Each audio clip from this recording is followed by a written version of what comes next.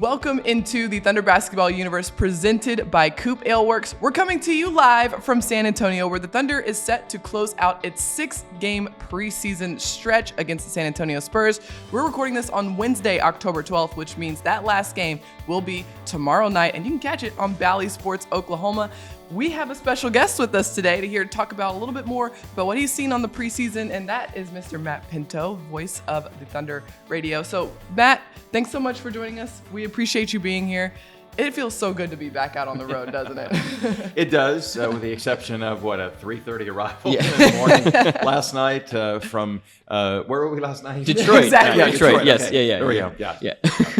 Well, Matt, one thing that I wanted to talk to you about is just your prep is sort of legendary and how you get prepared for games. And we've got this preseason slate of 6 games. It's double the minimum required.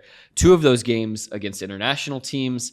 The other 4 games against NBA teams whose rosters are chock full of Exhibit 10 players. Mm-hmm. And the drop ad that's happening this time of season is somewhat chaotic for a play-by-play person like yourself. What has it been like these last couple of weeks trying to get ready for these games? Well, I'm on that magical spot called the internet a lot, which is helpful. But the one challenge was when we saw Maccabi Ra'anana, which is not just an international team from Israel, but they're a second-tier international team, meaning they're not playing the top-level basketball globally. So in order to get biographical information on some of those guys, it was truly like needing to hire a private eye to get anything aside from height and weight. But other than that, it's been relatively standard. It's just been a volume of games. I understand the organization's approach. Mm-hmm. This is such a young team. Getting additional reps in competitive environments has been something that's been really beneficial. So it's just been dive in. You recognize there's going to be 19, 20, 21 guys on each roster. Yep. And just not knowing game to game which of those guys will play. So tapping back to days when I did junior college basketball and college basketball, college football, the memorization kicks in, unlike during the season where there's almost an automatic about being in the league for an extended period of time, being able to plug in that way. Yeah, that baseline knowledge sometimes is easy to take for granted during the course of a regular NBA season of like, oh, I saw that guy in college. I saw that guy last year and the year before and the year before. Something interesting, though, is just all those Exhibit 10 contracts. The Thunder has signed 5 guys to those Exhibit 10 contracts over the course of training camp. And those guys, many of them have gotten a chance to play as well. You think Robert Woodard and Jaden Shackelford was on the roster. Jalen Ramsey did not get to play, but just, a handful of guys. Abdul Ghani last night. Right, exactly. Yeah. So some good opportunities for these players who will likely end up on the OKC Blue.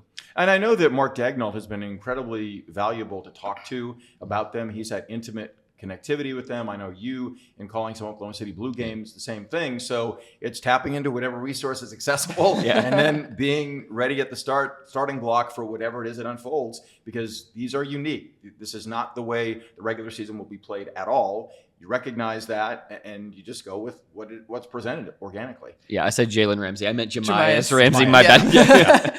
I'm curious how many more names you have to add to your sheet there for these sort of games where there's 20 guys that could play at It's one a double time. sheet, so it's double that what I normally would have in front of me during games, but. That's just, in writing down, Nick and I know we sit together on the airplane on the flights. You see that I write everything that helps commit it to memory. There are a lot of guys in the league now that are going more computerized. It's printouts, which, good for them if it works for them. Right. I'm old school. It's back to writing with, the small hieroglyphic handprint that helps me commit things to memory. Yeah.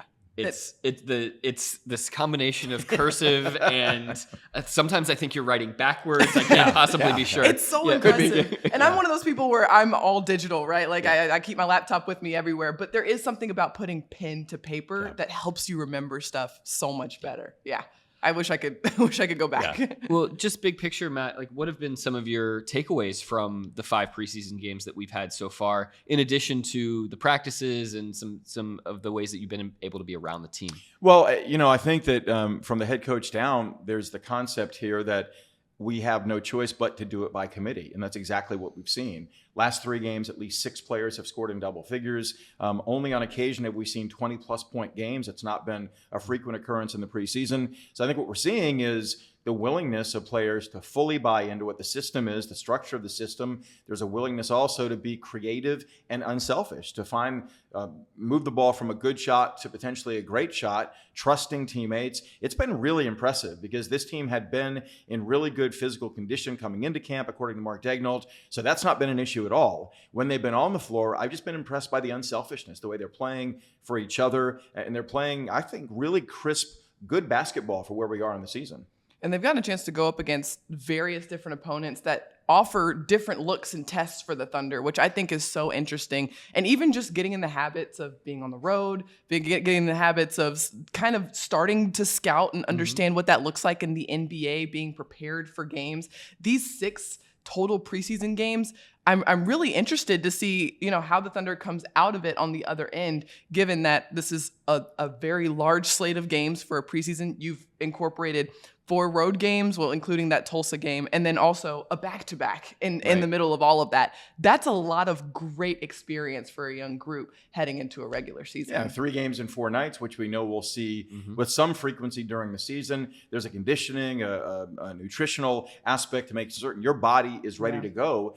And this team came out that 3rd game in 4 nights and just absolutely overwhelmed Adelaide. Really impressive, just the professionalism. I fall back on last night after the game and J-Dub talking about it wasn't a coaching adjustment made at halftime to come out with the ferocity they did defensively, to jump on the Pistons defensively in that third to turn the game.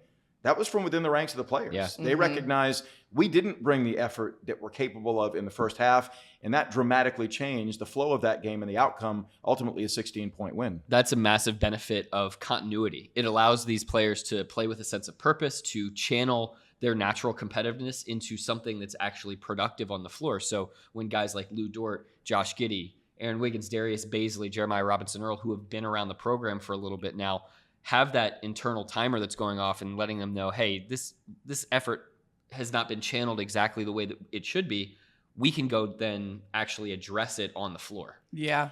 There's a lot that we're seeing on the floor in terms of the chemistry, the continuity that's really carrying over into these games. It's really fun to see these guys take their next steps in real time during these preseason games. And so we've got a lot to talk about. Let's dive a little bit deeper after this break. Don't go anywhere. We'll be right back.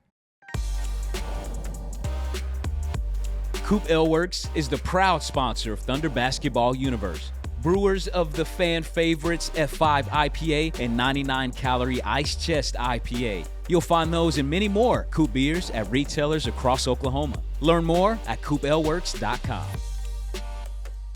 Well, we talked about it a little bit off the top, but I want to get into a little bit more of these 6 preseason games. The Thunder's played 5 so far. They'll play their last one tomorrow against the Spurs, but this is something that I haven't seen before. I mean, I've only been with the Thunder for 4 seasons. You guys have a collective lot more years than I do. Have you seen this before? And what's kind of the value and benefit of doing this? I remember when there were 8 preseason games standard operating practice. Everybody in the league did it.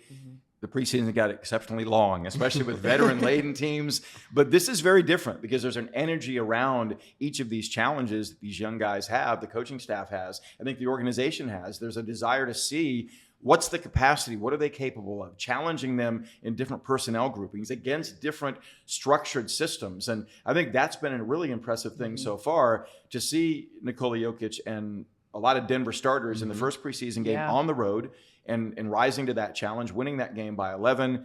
The Mavericks didn't bring their full complement, but they played exceptionally hard. I thought brought the fight to the Thunder. There needed to be a physical response to that. Adelaide had made 24 three-pointers, beating Phoenix. Previously in their U.S. stop, the Thunder shut down their three-point shooting abilities and overwhelmed them to win by 33. Then the game against Maccabi Ra'anana, a lot of the core guys got the night off. Younger players had to be responsive. Maccabi came out believing they could compete. They were up by 6 in the first quarter. There was a response there. And then what this team did defensively against Detroit in the win on the road at halftime, adjusting and bringing physicality they hadn't the first half to overwhelm the Pistons. Just the structure of what they're doing collectively is impressive. The other thing, Nick, that I want to hear from you about is there's communication from young guys that's rare. Jeremiah Robinson-Earl is communicating. It's verbal. It's visible. The same with Jalen Williams, Arkansas. Both of those guys anchor what goes on at both ends of the floor when they're in there. And you see that they have a fearlessness about approaching their teammates and communicating, which is necessary. It's a necessary component. Yeah, and they're self-starters, right? Nobody's begging them to do this on the floor. Those guys walked into the building, coming from Villanova, coming from Arkansas, with that kind of inherently within their games. And it's something that, in talent evaluation process, you probably can't see that watching the NCAA tournament. You've got to be there on site, being able to hear and listen to what's going on the floor. So that's very fascinating. Paris, you asked the question about whether we'd seen this before. I can't remember a preseason slate this long since maybe 2013, 2014 range. But I do wonder, and I don't know whether this is intentional or not, but I've been kind of viewing this in sets of twos, right? So you've got these two teams in Denver and Dallas that are, Western Conference Finals hopefuls. That's a little mini series that the Thunder's got to go deal with and play with. And how do you rise to the occasion against these very precise, high-level teams? Then you've got two international teams that you know nothing about. How do you deal with these two teams that you're going into it very unfamiliar? You've got to go out, and it's all about the competitive level. We'll figure out the tactics later. And then now on the backside of this, you've got two teams in Detroit and San Antonio that are more kind of in your same development arc. And how do you go out there and, again, from that competitive level, plant your flag in the ground and say, hey, we're young too, but we're going to be about all of these things that make us professionals. And you on your side of the table, you've got a game now where your main rotation players are out. You've got games where, your main rotation guys don't play into the second half, maybe a little bit. And so you're giving yourself a lot of different looks as well on just what you put out there against that opponent. And I think this is really a good conversation because the Thunder any team really, can only simulate so much in practice. You can only manufacture so many situations. Yes, the team will work on late game situations. They'll work on late clock scenarios. And the Thunder was in one of those situations on the road. And they didn't have that necessarily put in yet. And so being able to be out in a live game situation where the crowd is against you. We would talk about Detroit, right? That was their first game in their home arena in front of their home crowd. And they came out with a lot of juice. They came out with a lot of fire. You could feel it. You can't simulate that in a practice facility or in the Thunder Ion, And so this is really, really a good test for the Thunder young players. This is a young group, right? And so it might be different for an older group, a more veteran group who's seen more pictures, seen more situations and scenarios and can kind of go out there and know what to expect. But the best practice for these young guys is actually doing the thing. Yeah, we'd have no idea that J-Dub could execute up just by a handful late in that game at Denver and be in charge of running an offense there and getting good shots. We'd have no idea about what Poku would be able to do kind of at that point center spot. I mean, all of these things you can try to do in practice, but until you've got a live opponent up against you, you really don't know what you have. And what I love is that when Jalen Williams is asked his position, it's point guard.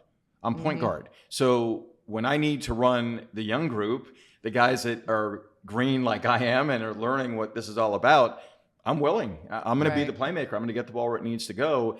He, late in the shot clock in Denver, generates a shot for himself and scores off the backboard to quiet the crowd and to calm down what had become a chaotic situation. Next possession comes down, kicks out to Lindy Waters for an open three-pointer. Game, set, match. It's over. And he makes the two critical plays at critical junctures of the game. Like you said, Parrish, you can't simulate those opportunities in practice environments. And to have 6 preseason games, 3 dress rehearsals, opportunities against competitive fire to see what it is you're made of, I think is going to really benefit and serve this team. Yeah, and you've got a ton of guys who are interested, accepting that role of being a playmaker, thinking, when I have the ball, I am the point guard. It doesn't necessarily mean they're the point guard for the entirety of the game, but on each possession, if you have Jay Will from Arkansas thinking, okay, I've got the ball at the top of the key, I'm the point guard now. I have to think the game that way. Trey Mann, Josh Giddey, of course, Shai Gilgeous-Alexander when he comes back. Lou Dort, we saw playmaking on the very first possession from him last game. Alexei Pokusevski, Right. That's the type of mentality that the Thunder wants this team to have, that all 5 players on the floor, when they've got the ball on the catch, they are a playmaker. And that also helps off the ball too. When you have all 5 guys locked in on the floor like that, thinking the next play, next action, what are we doing? What do I need to do? There's no passive player on the floor. And that means everybody on the floor can anticipate, okay, what should I do next? What cut can I make to help the person who does have the ball? So it's not necessarily just the person who has the ball that's, able to make these sort of decisions in these plays. How many times have we seen J-Dub just make the right cut and find himself open for a backdoor cut? Or maybe just like the ball landed in his lap. Yeah, that crazy pass from Giddey last night. Josh Giddey. But Detroit got Giddeyed on that out of bounds play sideline, and J-Dub made the cut, recognizing if there's a sliver of daylight, that ball's coming my way. He catches in traffic and finishes. So the other thing to me, guys, is that we know the homework this organization does before they draft players, before they target players in the draft. And to see some of the basketball IQ, the basketball DNA exhibited by J-Dub, J-Will, and Ousmane Dieng. Yeah. I mean, he takes an approach where last night totally took the Pistons by surprise with his range. Yeah. He's 2-3 feet beyond the arc, not hesitating in rhythm, taking 3-point shots, and he knocked down 3 of those. So there are components to what these players are made of that we're seeing in the preseason, that it's developing. We recognize that. It's going to be an evolving growth process. It's not always going to be that curve that goes directly up. There's going to be fits and starts. That's recognized. But you see some of the different things that were attractive about these players in real time against NBA competition. Let's get into our takeaways from these games, because we've been able to see a lot, right? Yeah. We've got a lot of pictures that we can reference. So let's go down the line here. Nick, I want to start with you. What have been some of your biggest takeaways so far from this group and what you've seen? I would just say the selflessness on offense. I mean, we saw 42 assists against Maccabi Renana. We've seen in every single one of these games, it feels like about 2/3 of the made baskets have come off of assists, which is just massive, because you look at some of the best offenses in the league and you look at that assist rate, and it's right up there, about 2/3 or even above. You think about Denver and the San Antonio teams of old and Golden State. I mean, they're getting their baskets by the product of the offense creating movement and creating passing and cutting and wide open shots, and not that isolation ball. Yeah, and I agree with you. This was definitely one of my takeaways. What I find so interesting about this is that, and I think you brought this up earlier, Matt, regardless of the opponent, and there are a lot of different opponents, right? You've got Denver, who's a bigger team, who doesn't necessarily switch a lot defensively. Ball movement's going to be the key to unlocking your opportunities on that end of the floor. You go up against a Detroit team that is still big, but super switch heavy defensively. Ball movement is going to be the key to your success. And so at the end of the day, the Thunder is really leaning into something that is going to be a constant for them all season long. You've got such versatile players out there on the floor. And no matter your opponent, no matter your lineup, clearly against Maccabi Renana, there weren't a lot of players on the floor in that Thunder's main rotation. And yet the ball movement still was key. That's something that, regardless of what is out there on the floor, you can lean into. And Matt, just to tee you up, I mean, we've seen over the years teams, whether it's the Thunder or other teams, when opponents switch up their defenses, that can become paralyzing. But if ball movement is your natural instinct, if that's been born into you from the day that you walked in the door, like it has been these last 3 draft classes, that is going to become totally instinctual, so that when you are presented with something new on the floor, it's not foreign and it's not paralyzing. I'm going to go on the other side of the ball, because I think when you look at the length assembled on this team, the versatility that wise, the size they bring, it's not necessarily that they're taller than their opposition, because in a lot of instances they're not. Right. But the width, going east to west, they get into passing lanes, they clog the lane, they get to shooters, and the closeouts, because of the extension that they bring, shuts down 3-point offense in patches of games that are decisive, that turn games. I mean, this team on one occasion has allowed more than 100 points in preseason, and you recognize there's some discombobulation going on with the opponent. This is not a regular rotation that trots out in the regular season, but this team has shown a competitive fire defensively, and they've shown the physical capacity to shut down some of what the opposition wants to do. I think that's been really impressive so far. This is something that stood out to me all the way back in Summer League, because when I saw that first Summer League team out there, I believe it was, Jalen Williams, Alexei Pokusevsky, you had Josh Giddey out there, just arms everywhere, just arms. And one person who comes to mind is Jalen Williams, Santa Clara. 7'2" 7'2" wingspan. And it's apparent that causes so much disruption defensively. Yeah, you're right. The length or the height might not be the indicator when you're coming down the floor, but as a point guard, if I just see arms in every passing lane, that is going to cause some issues for me. You still, though, do have that height. I mean, everybody besides, I think, Trey Mann and Lou Dort is 6'6" or above. Right. So, I mean, this is going to be a team that if they want to, they can switch. If they want to play coverage, they can switch. I mean, this is going to be a dynamic group that, and you have to be in the modern NBA because some nights you're going up against Damian Lillard or Steph Curry, and you've got to come up and be all the way up. Other nights you're playing against a team where, hey, switching might be our better bet. So you have to be able to be adaptable to all styles.